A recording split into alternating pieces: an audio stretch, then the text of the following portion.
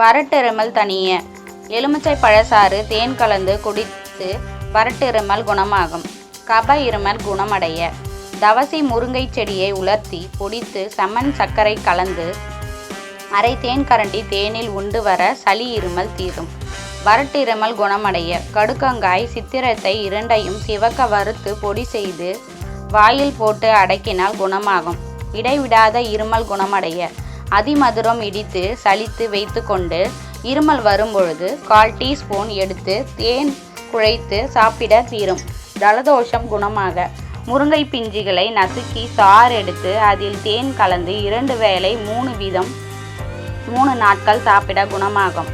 ஜலதோஷம் பிடிக்காமல் இருக்க காய்ச்சல் விட்டதும் தலைக்கு நீர் விட்டு கொள்பவர்கள் ஓமத்தை அரைத்து தலைக்கு தேய்த்தால் ஜலதோஷம் நீங்கும். சளி தொல்லை நீங்க அருகம்புல் சாறு பருகி வர சளி தொல்லை நீங்கும். சளி தொல்லை நீங்க காய்ச்சிய பசும்பாலுடன் சிறிதளவு மஞ்சள் தூளை போட்டு கலக்கினால் நெஞ்சு சளி அகலும். மூக்கடைப்பு நீங்க ரோஜா மலரை முகர்ந்தால் மூக்கடைப்பு நீங்கும்.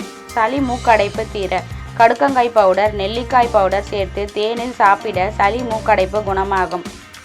கபம் குணமாக கருந்துளசி இலைச்சாறு பிழிந்து 2 வேளை 3 நாட்கள் சாப்பிட வர கபக்கட்டு வெளியேறும்.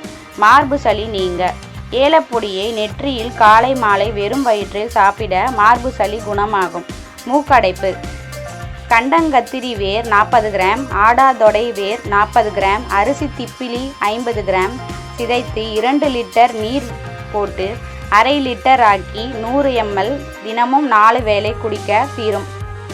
மூக்கில் இரத்தம் வடித்தல் குணமாக மாதுளம் பழச்சாறு அருகம்புல் சாறு சம அளவு கலந்து 30 மில்லி வீதம் தினமும் 4 வேளை குடிக்க தீரும்.